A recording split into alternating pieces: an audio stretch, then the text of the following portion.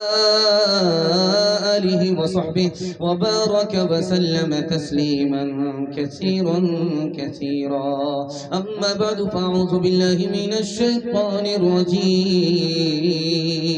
بسم الله الرحمن الرحيم. نزلا من غفور رحيم. صدق الله مولانا العظيم. وقال النبي صلى الله عليه وسلم: اللهم إني أسألك الجنة، أو كما قال عليه الصلاة والسلام. سبحان الله وبحمده، سبحان الله العظيم وبحمده، يستغفر الله. صلى الله على سيدنا محمد صلى الله عليه وسلم. اللهم صل على سيدنا محمد، يا رب صل عليه وسلم. نور میں ہو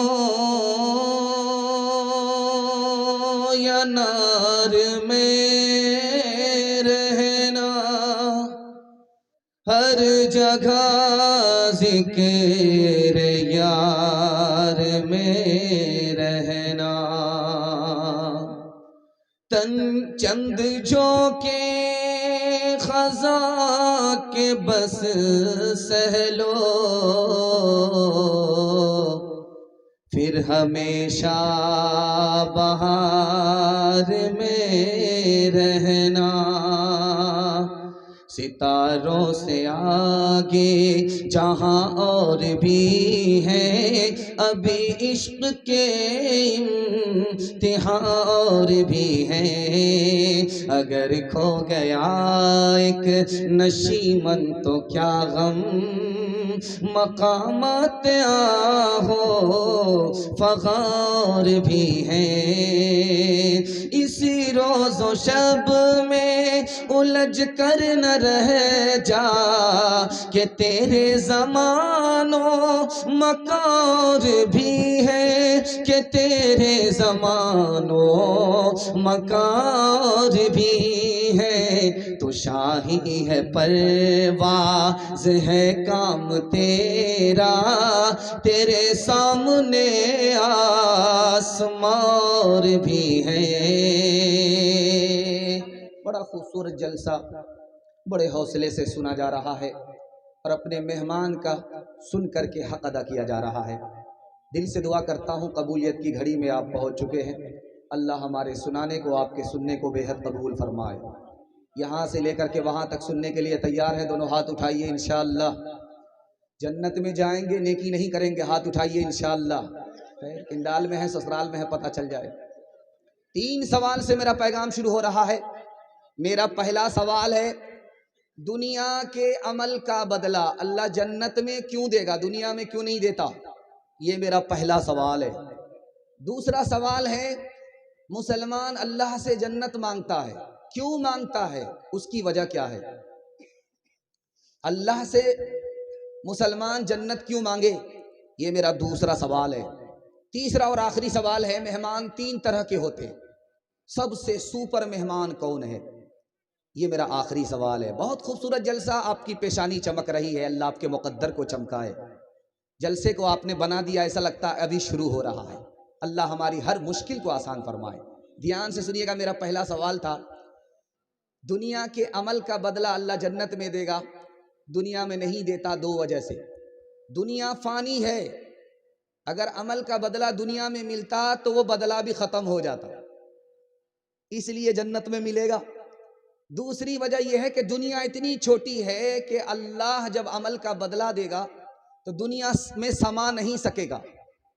اس چھوٹی دنیا میں عمل کا اجر سما نہیں سکے گا، اس لیے اللہ تعالیٰ عمل کا اجر بدلہ جنت میں دے گا، دنیا میں نہیں دے گا. ہم اللہ سے جنت کیوں مانگے؟ جنت کے بغیر خدا کا دیدار ہوگا نہیں، اور دیدار جنت سے بڑی نعمت ہے، اس لیے ہمیں جنت مانگنی چاہیے. مہمان 3 طرح کے ہوتے ہیں. پہلا مہمان خود اپنے ہاتھ سے پانی پی رہا ہے، دوسرا مہمان اس کو خادم اور نوکر پلا رہا ہے، تیسرا جو سب سے سپر مہمان ہے، خود گھر کا مالک مہمان کو اپنے ہاتھ سے پلا رہا ہے.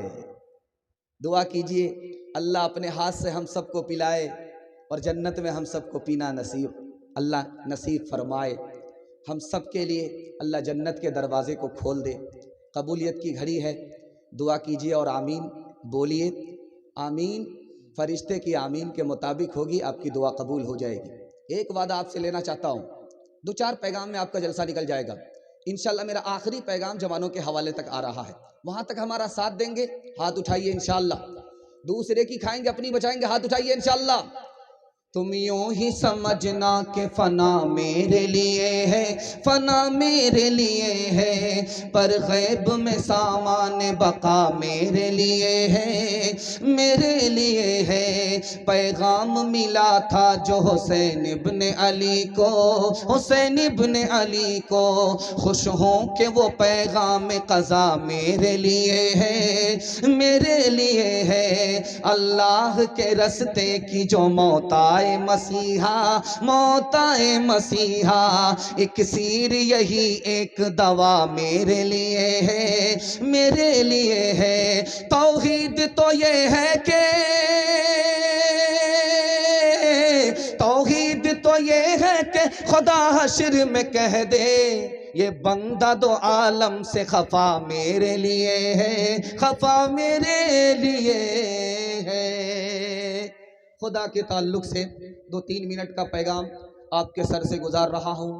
دعا کرتا ہوں اللہ ہم سب کو اپنی بندگی کا حق ادا کرنے کے لیے قبول فرمائے۔ دھیان سے سنیے گا، جلدی سے نکل جائے گا، بہت مختصر پیغام، کھاتا کھل رہا ہے۔ جتنا اچھا سنا جائے گا خاتمہ اتنا ہی اچھا ہوگا۔ دھیان سے سنیے گا۔ استاذ کا احسان وہ شاگرد بھول جاتا ہے جو پڑھ لکھ کر کے فارغ ہو جاتا ہے۔ ماں باپ کا احسان وہ بیٹا بھول جاتا ہے جس کی شادی ہو جاتی ہے۔ کشتی کا احسان وہ سوار بھول جاتا ہے جو کشتی سے نجات پا گیا۔ ڈاکٹر کا احسان وہ مریض بھول جاتا ہے جو ٹھیک ہو گیا۔ دوست کا احسان وہ دوست بھول جاتا ہے جس کا مطلب پورا ہو گیا۔ خدا کا احسان وہ بندہ بھول جاتا ہے جو نفس کا غلام ہو گیا۔ یاد رکھیے کہ دنیا میں سب سے بڑا عالم جس کو 1 پیسے کا لالچ نہیں ہے وہ خدا ہے۔ دنیا میں سب سے اچھا دوست جو دشمن نہیں ہے، دوست ہے، وہ قرآن سے بڑھ کر کے کوئی اور نہیں۔ دنیا میں سب سے اچھی عبادت رات کے اندھیرے کی عبادت ہے کہ کوئی نہ دیکھے بندہ خدا کا اس کی عبادت کرے۔ دنیا میں سب سے زیادہ حلال لقمہ وہ ہے کہ کسی پر آپ کو غصہ آئے آپ غصہ کو پی جائیں۔ اس سے زیادہ حلال لقمہ دنیا میں کوئی نہیں ہے۔ ایمان 2 حصوں میں بٹے ہوا ہے۔ ایک حصے میں صبر ہے کہ مصیبت ملی ہے، صبر کیجئے۔ دوسرا حصہ ایمان کا ہے، اللہ نے نعمت دی ہے، شکر کیجئے۔ دکھانے کے لیے جا رہا ہوں، جلدی سے نکل جائے گا۔ انسان کس کو کہتے ہیں؟ جو علم والے ہیں۔ بادشاہ کس کو کہتے ہیں؟ جس کے دل میں دنیا کی محبت نہیں۔ نکمے اور کمینے لوگ کون ہیں؟ جو پیٹ پالنے کے لیے اپنے دین کو بیچ ڈالتے ہیں۔ اور عقل مند اور بے وقوف کون ہیں؟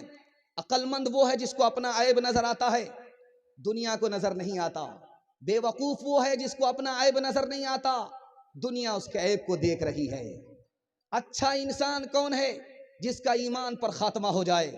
تاتاری شہزادے نے کہا، او مسلمان، تم میرے سامنے کھڑے ہو، میں تم سے ایک سوال کرتا ہوں، تم اچھے ہو یا میرا کتا اچھا ہے؟ اس مسلمان کا جواب سنیے۔ اس نے کہا، اگر میرا ایمان پر خاتمہ ہو گیا تو میں اس کتے سے اچھا ہوں، اگر میرا ایمان پر خاتمہ نہیں ہوا یہ کتا مجھ سے اچھا ہے۔ ایک دنیا دار سے پوچھا گیا کہ تمہاری کیسی گزر رہی ہے؟ اس نے کہا، ایسی گزر رہی ہے نہ میں خوش ہوں، نہ میرا خدا خوش ہے، نہ شیطان خوش ہے۔ کیونکہ وہ کیسی؟ خدا چاہتا کہ 100% نیکی کروں، وہ مجھ سے ہو نہیں رہا ہے۔ شیطان چاہتا ہے کہ 100% گناہ کروں، اس کی ہمت میرے اندر نہیں ہے۔ اور نفس چاہتا ہے کہ میں خود عیاشی کروں، اتنے پیسے میرے پاس نہیں ہیں۔ ایک بات نقطے کی یاد رکھیے، اللہ آپ کے علم میں اضافہ فرمائے، میرے مطالعہ کو تازہ فرمائے۔ مسلمانوں کا بچہ بچپن میں مر جاتا ہے۔ ایک غیر مسلم نے اعتراض کیا، اب بتائیے خدا ظالم ہے یا خدا عادل ہے؟ مسلمان کا بچہ بے قصور بچپن میں مر گیا، ماں باپ کو رلایا جا رہا ہے، ایسے خدا کو ہم کیا کہہ سکتے ہیں؟ ارحم الراحمین کہہ سکتے ہیں؟ ظالم کہیں گے یا عادل کہیں گے؟ کیا کہیں گے؟ جواب سنیے۔ اس لیے بچے کو بعد میں ڈاکٹر بنائیے گا، پروفیسر بنائیے گا، پہلے مکتب اور مدرسے کی تعلیم دلا کر کے مسلمان بنائیے۔ جواب دیا گیا کہ اللہ نے بچپن میں بچے کو موت دی، اس بچے پر بھی ظلم نہیں ہے، ماں باپ کے اوپر بھی ظلم نہیں ہے، بچہ بچپن میں مر گیا، اس کا حساب کتاب نہیں ہوگا، ماں باپ پر مصیبت ہے، صبر کریں گے، اس کے بدلے جنت ملے گی، خدا اس پر بھی مہربان ہے، خدا اس پر بھی مہربان ہے۔ ابھی آپ نے دیکھا کہ اتنے سارے پیسے ہیں، چندہ ہو رہا تھا، لوگوں نے دیا، لیکن اس میں بہت سارے ایسے لوگ بھی ہوں گے کہ جن کے پاس یہ پیسہ بھی نہیں ہوگا، ان کے دل میں حسرت رہ گئی، کاش کہ میرے پاس پیسہ ہوتا تو مدرسے کا چندہ تھا، جلسے کا چندہ تھا، چندے میں بھی پیسہ دیتا۔ لیکن جانتے ہیں ان کے پاس کون سی دولت ہے؟ جن کے پاس دولت تھی 100 کا نوٹ، وہ دولت آ گئی، جس کے پاس 200 کا نوٹ تھا وہ بھی آ گیا، اور جن کے پاس 200 کا نوٹ بھی نہیں، 100 کا نوٹ بھی نہیں، اس غریب کے پاس کون سی دولت ہے دکھانے کے لیے جا رہا ہوں۔ لکھا جا رہا ہے کہ اللہ نے اس کو بھی محروم نہیں کیا ہے۔ جب وہ جنت میں جائے گا تو خدا پوچھے گا کہ دنیا میں جب تم بھوکے تھے تو تم کو کس نے کھلایا تھا؟ جب دنیا میں تم ننگے تھے تو تم کو کپڑا کس نے پہلایا تھا؟ جب تم پیاسے تھے دنیا میں تم کو پانی کس نے پلایا تھا؟ وہ بولے گا فلاں مالدار آدمی، میرا پڑوسی، اس نے مجھے کپڑا پہنایا، اس نے مجھے کھانا کھلایا۔ کہ تم جنت میں اکیلے مت جاؤ، ان کو بھی ساتھ لے کر کے جاؤ۔ اللہ نے غریب کے پاس وہ دولت دی ہے کہ وہ خود جنت میں جا رہا ہے اور امیر کو جنت میں لے کر کے جا رہا ہے۔ خدا کی مہربانی ہے یا نہیں ہے؟